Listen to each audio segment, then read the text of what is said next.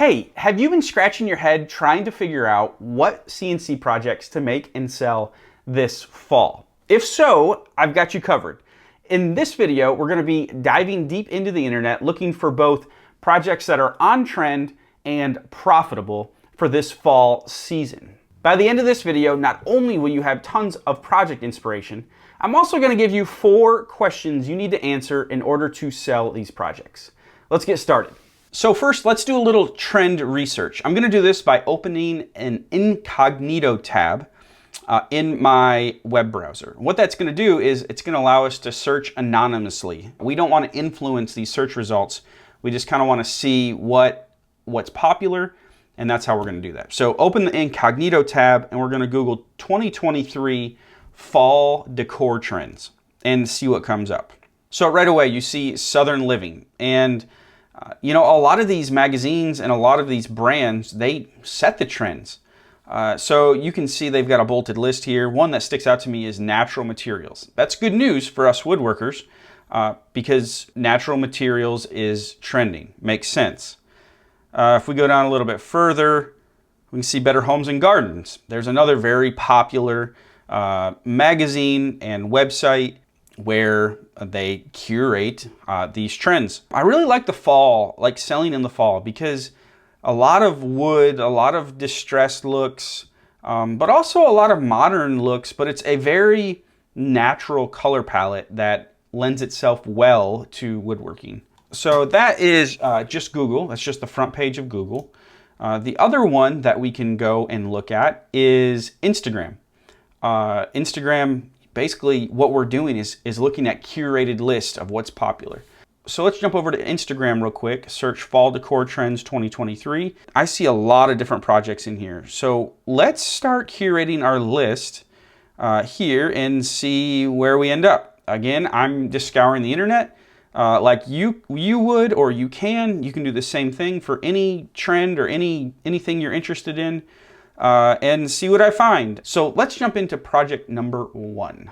So project number 1, I'm calling this serving board that is used as a table runner. So it's really long and skinny, but you can see that it's made out of a darker wood, and really they have a table runner underneath it, but they're using this as not really a serving board or anything like that, but as a table runner to put other decor on. Now I know that this is a perfect project for the CNC. Really easy file to come up with, pretty easy shape, and honestly, it's a really easy project, just kind of used in a different way. I think so many times we get stuck on thinking, like tunnel vision, like I gotta make a cutting board and I gotta sell it for people to cut on, or I gotta make a charcuterie board and people have to put food on it. This person is using it as basically a wooden table runner, and it looks fantastic. All right, number 2 is the chunky candle coaster. Say that 10 times fast.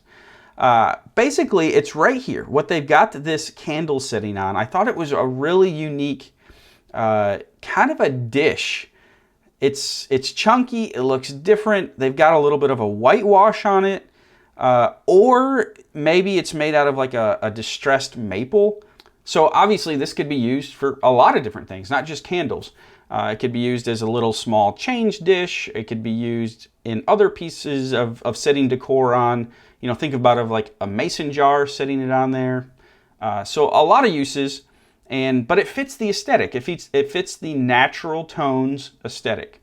I also want to point out is they're also using a cutting board, a serving board. Looks like a distressed, board as the base for their decor. Just like in project number 1, they were doing the same thing. So I think that's a cool way, maybe an alternative way to look at marketing our charcuterie boards, our cutting boards, things like that. Like, hey, this is kind of a table runner, or this is like a setting where you can build your decor up.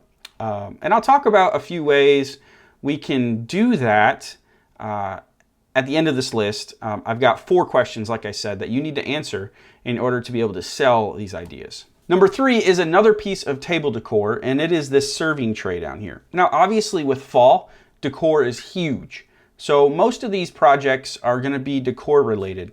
People love to decorate for fall. But this one's a different color tone. This kind of setup, this fall aesthetic, let's call it, is a little bit darker, but they're using it to, again, to stage and decorate. And we could crank these out on the CNC. It looks like this is a 12-inch round, and you could use a bowl and tray bit, and you're literally going down a 1/4 of an inch. That's not a 1/2 inch, but you're just putting that little radius on the inside.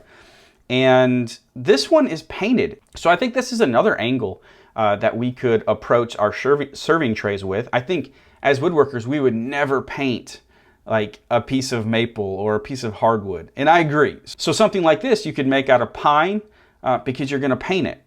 So I don't see a lot of, out there in the CNC community, I don't see a lot of people painting like decor pieces or painting something that should be natural wood, right? And I think a natural wood works here as well, but you know, painting something like this might set you apart. All right, so number 4 is these wooden word blocks. That's what I'm calling them, but basically they're just small blocks of wood. These have a whitewash on them, and they have fall words on them. What I like about this one is it's not just one solid piece. It doesn't say hello autumn. It says hello, and then it says autumn. It'd be cool to maybe build out, you know, 5 or 10 sayings where people could mix and match and be able to make their own sayings based on the words that you picked. You know, hello fall is popular. Pumpkin spice is popular.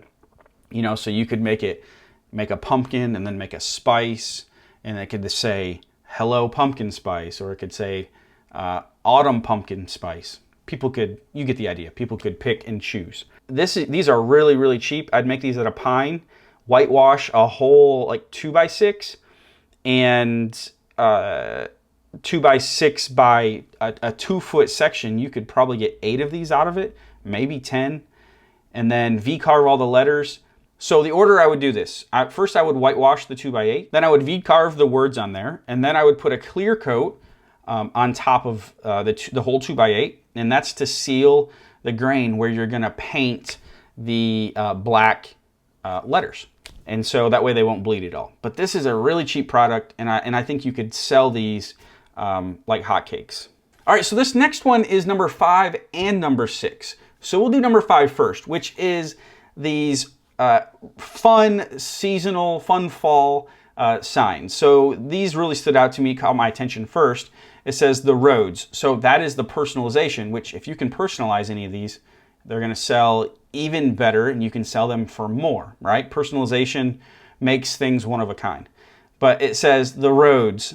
It says dead and breakfast, where you're sure to rest in peace. I just thought that was fun. Play on bed and breakfast. So that's really creative. And then this one over here, it says it's October, witches, which obviously they have a witch on, but you get where that's going. So just fun things that make people smile, things that make people laugh, signs. I think those always go over well. Signs sell, like really creative signs sell really well. All right, so number 6, not going anywhere, staying with this picture. I really like this setup here. Number 6 are these pumpkin cutouts. You see these down here on this ladder? Those are really cool and something the CNC could just crush. So I like how vividly these are painted. This vivid orange really pops, and you can do different pumpkin cutouts. They're a little chunkier, a little thicker, but that works really, really well there. So pumpkin cutouts are number 6. All right, so I think this is my favorite idea on this entire list. There's a lot of great ones, but this is my favorite idea. So number 7, I don't even know what to call this. Let's just call this a glass pumpkin decor. But hear me out here. So you look at this wooden base. This wooden base is nothing special. Literally, it's just a round with some roundovers on the edges and then a bowl and tray bit to create a channel here where this glass sits on. And I just think this is really creative, and brings up another great point with we get so focused with CNC, like everything, we have to make everything. And that's just not true.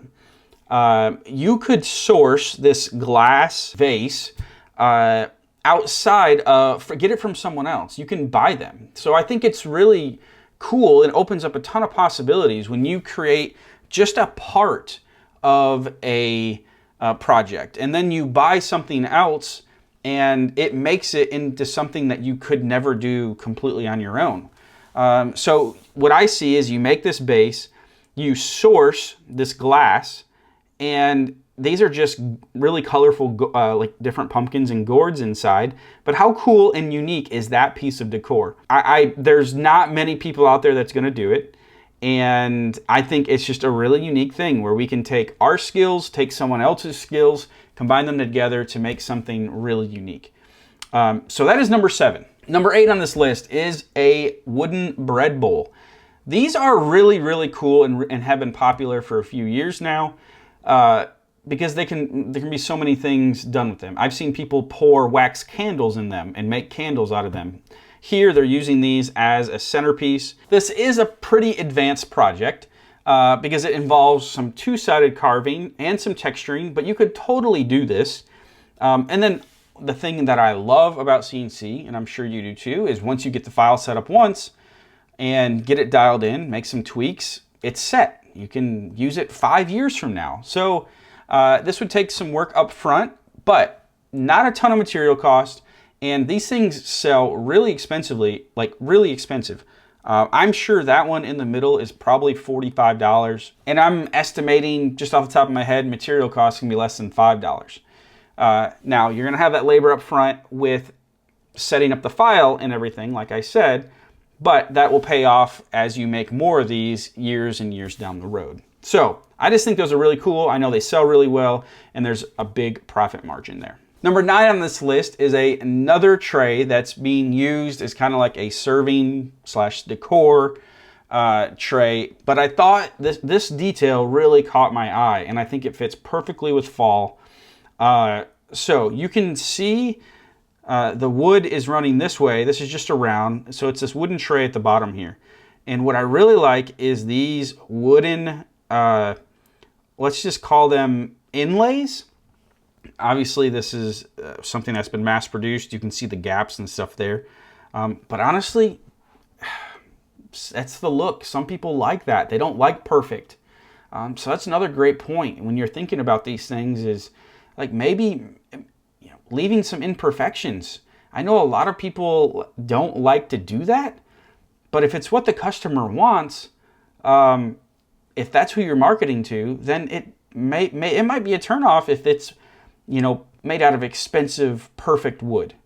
Not everybody likes that. So you can see how this sticks out across the edge or beyond the edge a little bit. But I really like these inlays running across. So what you can do is you can create a round, right, serving tray like you normally would, and have the grain running vertically. And then what you do is you come back and do these inlays horizontally, and it just adds a pretty cool touch to it. That caught my eye.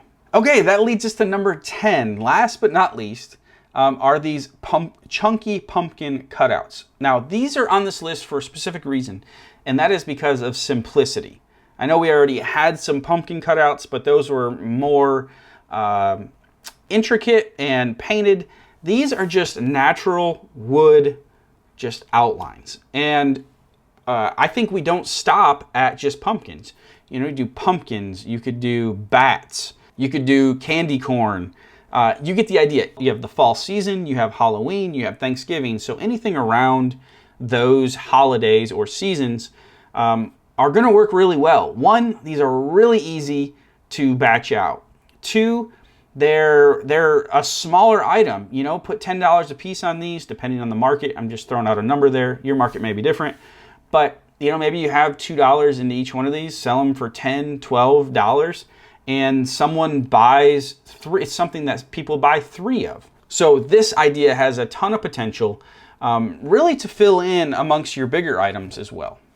All right, so there's our list of 10. Now, getting ideas and inspiration is great. Remixing them, making them your own, like that's fantastic. But at the end of the day, if you're making things to make money, you have to sell these items and you have to sell these ideas. So the linchpin in success to make money with these items is being able to market them to the right people.